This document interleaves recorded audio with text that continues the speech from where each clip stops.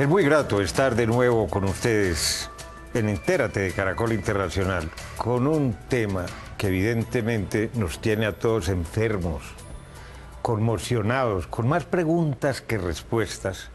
Me refiero al asesinato hace poco más de una semana de una niñita de un barrio pobre, allí al lado de uno de los barrios de más alta clase de la ciudad de Bogotá, en Chapinero Alto.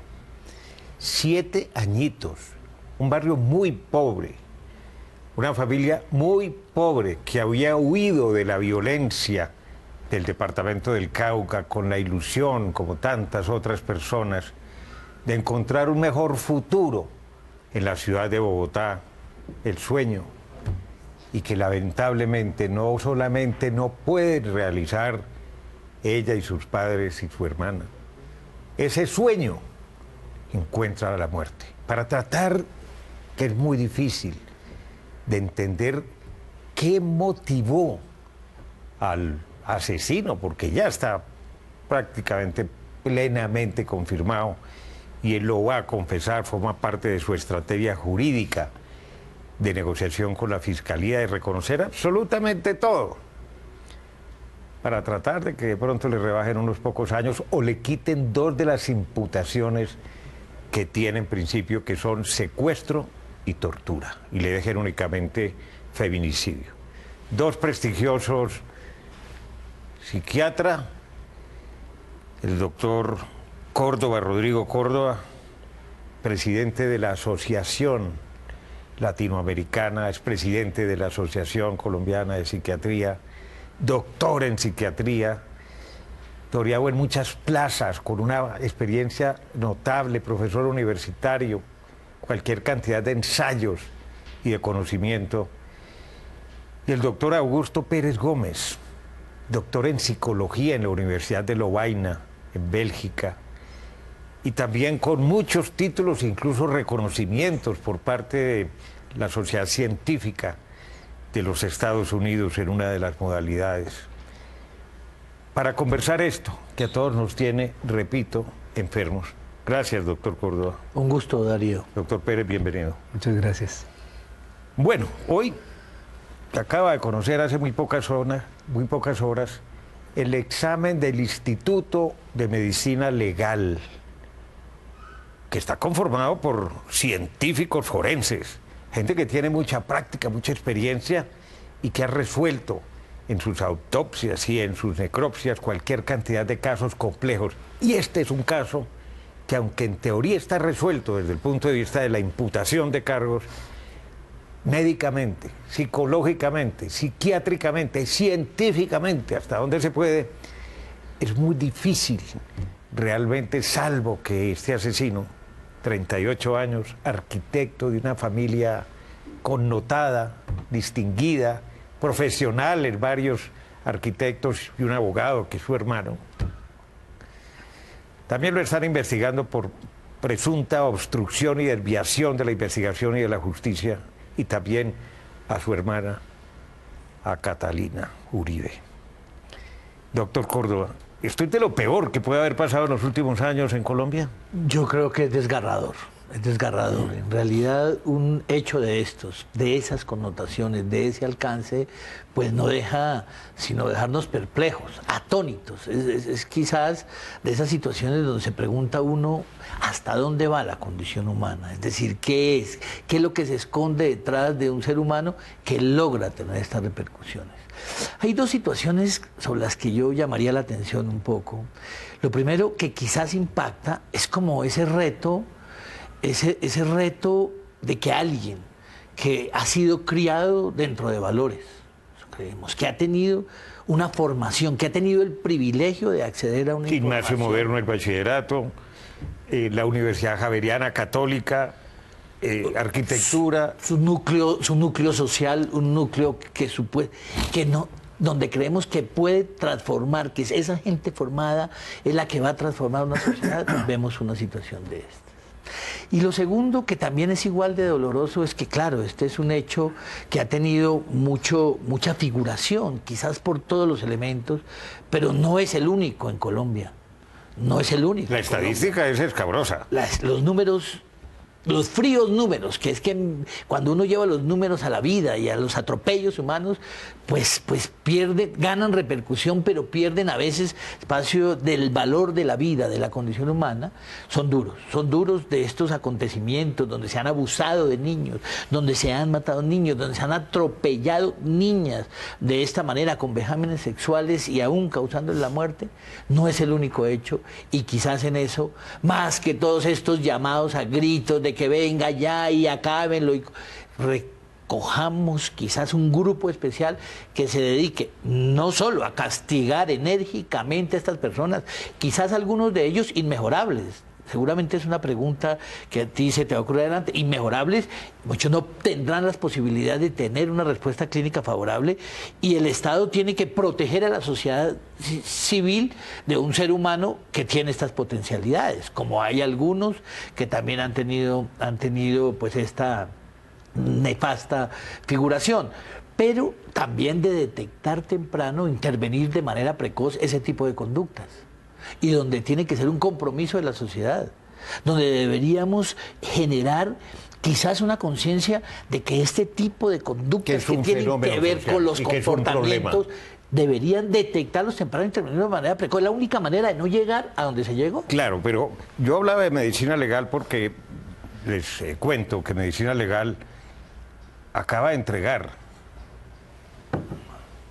ya el informe acerca de la suerte corrida por el celador, porque coincidencialmente el celador, el portero de ese edificio, vio cuando llegó, anotó en una bitácora, en un cuaderno, a qué horas llegó el señor, por dónde entró, cuántas veces salió, que salió en 2 o 3 oportunidades, no sabemos, a comprar aceite con el que cubrió después el cadáver de la criatura.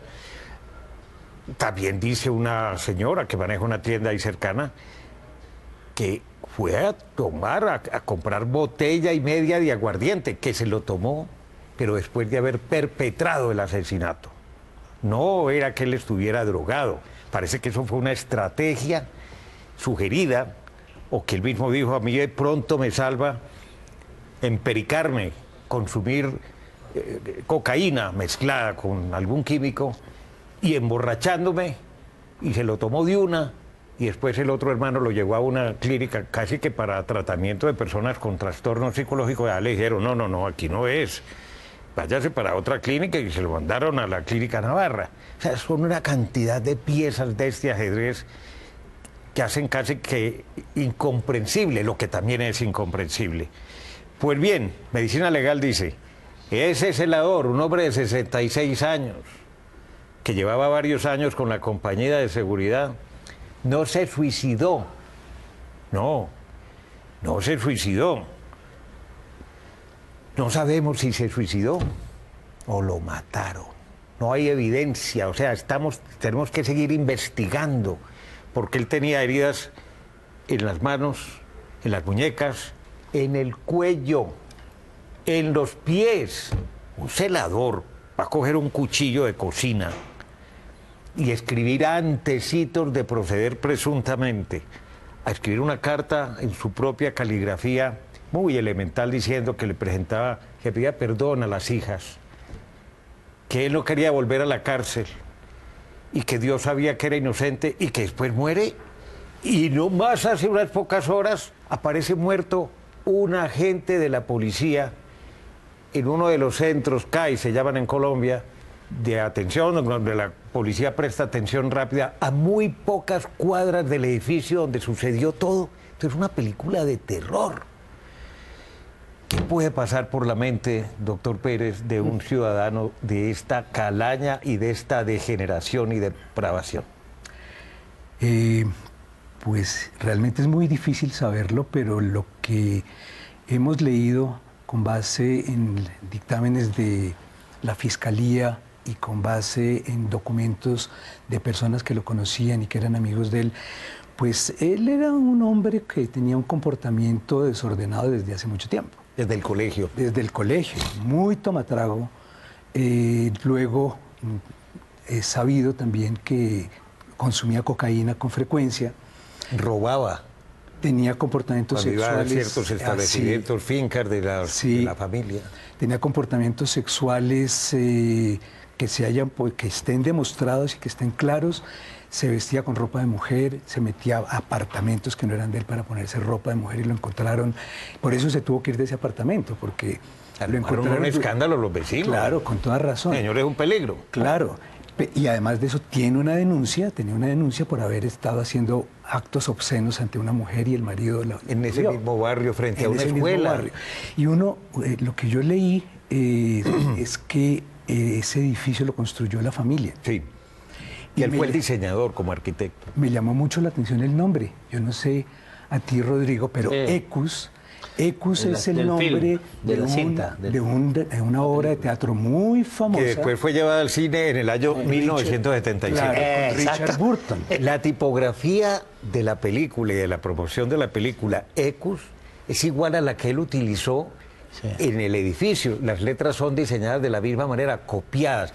Y la obra de teatro y la película, porque esto es importante en el contexto, refieren la vida y la historia de un hombre joven, perturbado desde chiquito y que cuenta todas sus barbaridades. Incluso la portada de la película, de alguna manera, se parece a él, la persona, la figura de una mujer estilizada. O sea, todo está como muy relacionado, ¿no? Que viniera de atrás. Esto va para muchos programas, evidentemente, que tienen que ver con el comportamiento del ser humano. A ver, doctor Pérez, una persona de esa condición, de esa formación familiar, educacional, etcétera, etcétera, una persona a la que no le faltaba nada, al contrario, le sobraba por el estilo de vida que llevaba, católico, y que además, curiosamente, en su chat, en su blog de internet, las autoridades encontraron muchas referencias a la depresión, pero al mismo tiempo a Dios, poesías a los santos, referencias a la Sagrada Escritura. Tengo profundo arrepentimiento, he pensado en tal salvo. Una enorme confusión que yo creo que es un poco el producto de un deterioro progresivo. ¿Y la familia no se da cuenta? Ay, yo pienso que sí se daban cuenta. Lo más probable es que sí se daban cuenta, pero llega un momento en que las familias no saben qué hacer. Por ejemplo, creo que en la revista Semana dice que él estuvo en un tratamiento por consumo de drogas, que no lo terminó y que la familia tomó la decisión de que se quedara en la casa. Pero es que le protegieron muchas...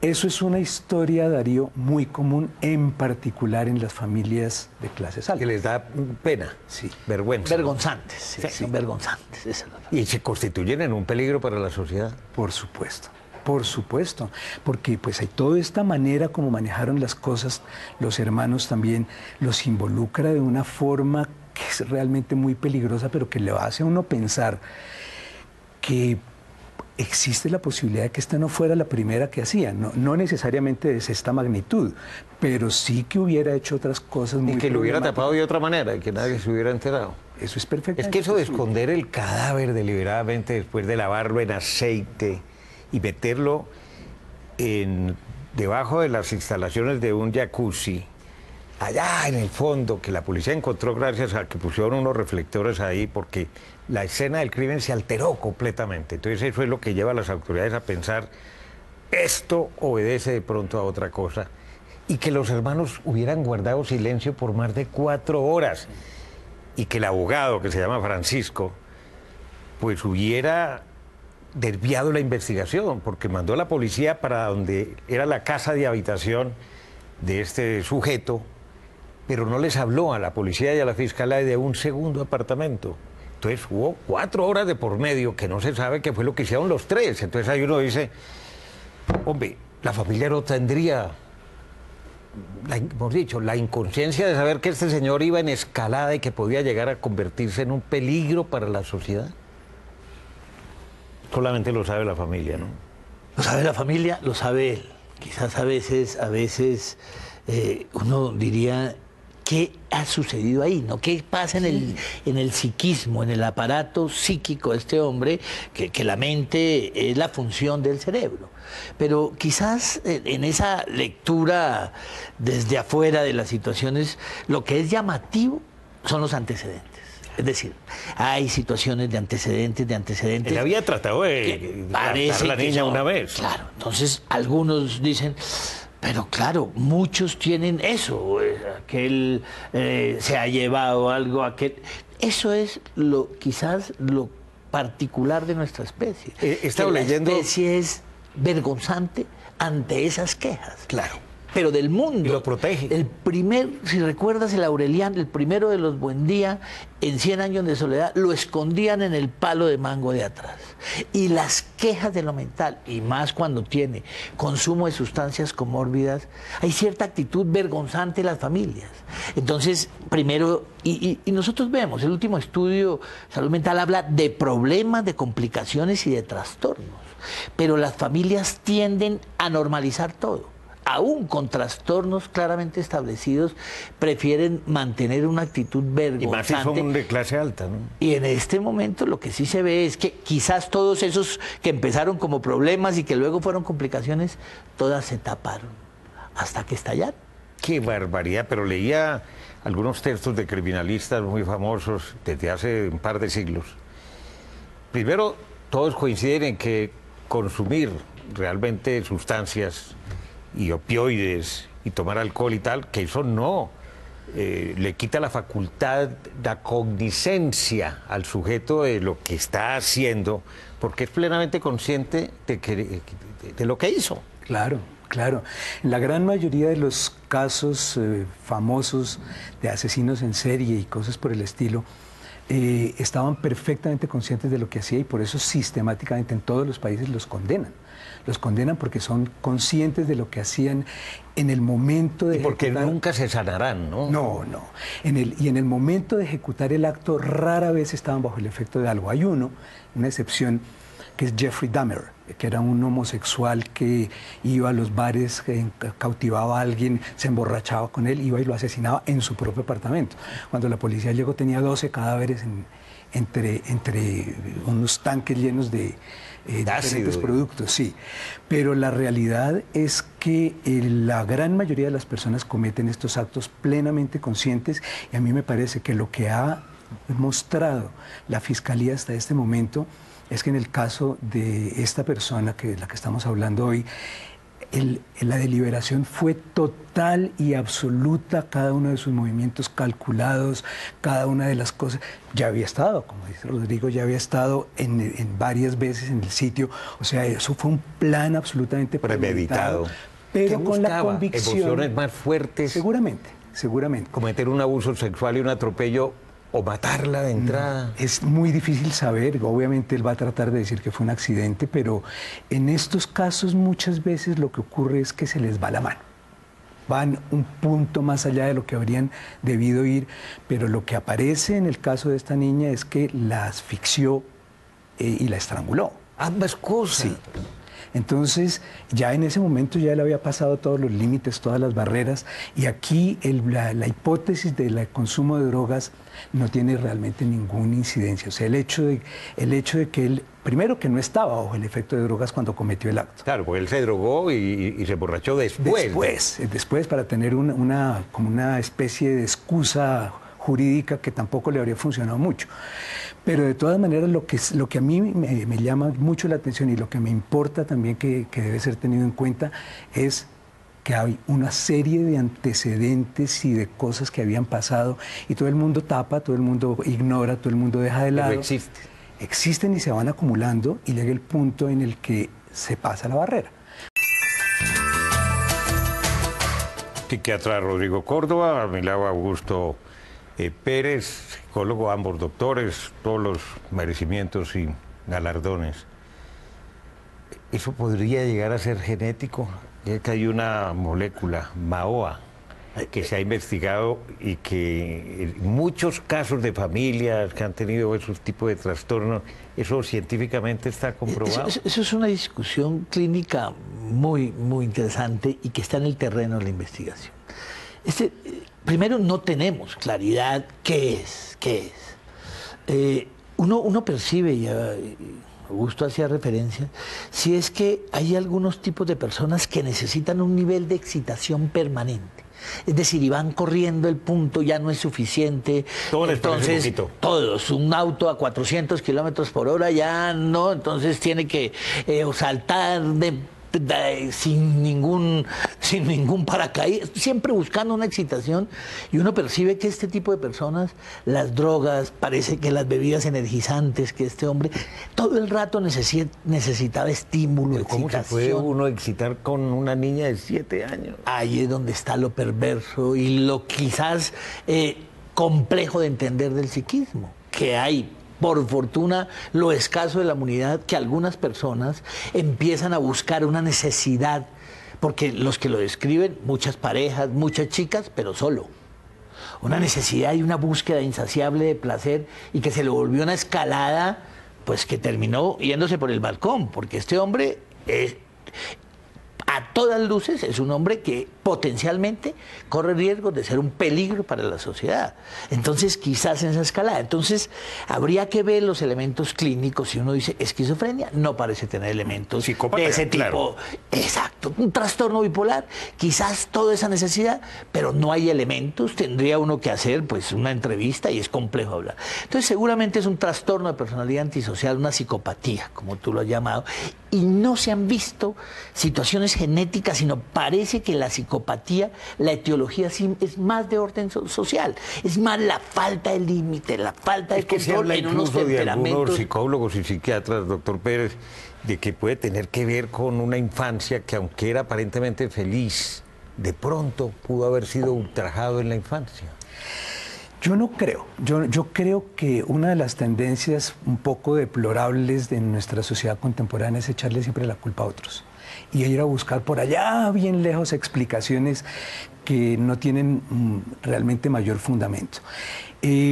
Yo he conocido a lo largo de mi carrera como clínico pues muchas personas que han tenido desafortunadamente incidentes de violación en algunos pocos casos. Los estudios muestran que es el factor de riesgo más alto para enfermedad mental, es el maltrato sexual en niños. Claro, pero este hombre era un hombre que cuando uno ve su evolución, por lo que se puede observar, era el que se presentaba como el chacho del curso, el divertido, el que toma trago, el exitoso, el jefe de la banda de guerra del colegio, que es un cargo importante para un adolescente, muy envidiado. Hay por ahí unos correos de algún compañero de él que dice que unos lo odiaban y otros lo admiraban, pero que él fuera inadvertido no pasaba. Inadvertido no pasaba, y que eso era tremendamente importante para él. Que también eso hace parte de los rasgos de la personalidad antisocial. Ahora, yo estoy completamente de acuerdo con lo que dice Rodrigo. En el ámbito de la psicopatía puede haber algunos factores biológicos. Por ejemplo, son personas que tienen un nivel de temor diferente a las otras personas. Sienten menos miedo. Por ejemplo, en las situaciones de combate pueden ser héroes, aparecer como héroes, pero son héroes porque no sienten miedo. Entonces hacen cosas arriesgadas y cada vez necesitan más. Y eso lo va dando el ambiente. En el ambiente, muchos de los amigos de él, por ejemplo, comentaban que él se ponía muy pesado, pero todos se la pasan, todos se la perdonaban y todos seguían andando con él. Pero algunas exnovias han dicho y han escrito, omitiendo sus nombres, que era violento cuando tomaba licor o tomaba estupefacientes. No es nada sorpresivo, no es nada sorpresivo, porque en ese tipo de estructura de personalidad también se presenta eso. La cocaína puede producir comportamientos agresivos y violentos cuando se consume en exceso. Augusto dice una cosa, pero que es muy importante también tenerlo claro. Primero, en la direccionalidad. Hoy en día los peritajes forenses dicen, sí, fue bajo efecto, antes era la embriaguez patológica, por ejemplo, pero también la responsabilidad de que consumir cocaína implica riesgo, eso ya le da una direccionalidad. O sea que eso ya lo hace responsable de en lo que terminó. Y lo segundo es que la cocaína, sobre todo que es un estimulante, un activador dopaminérgico importante, es un estimulante activo corre más fácilmente la rendija. Lo que pasa con el alcohol, alguien también saca muchas cosas. En muchas Laguné. veces guarda la famosa enlagunada, pero a nadie le saca lo que no tiene. Es decir, nadie termina hablando ruso sin saber hablar ruso, por decirlo de alguna manera. Entonces le saca lo que tiene. El borracho cree que habla ruso. Pero lo que le sale es lo que... Entonces la rendija se corre para que salga lo que está guardado, que son esas perversiones. Como les dije al comienzo, más interrogantes que respuestas. ¿Se suicidó el celador del condominio del edificio o lo mataron?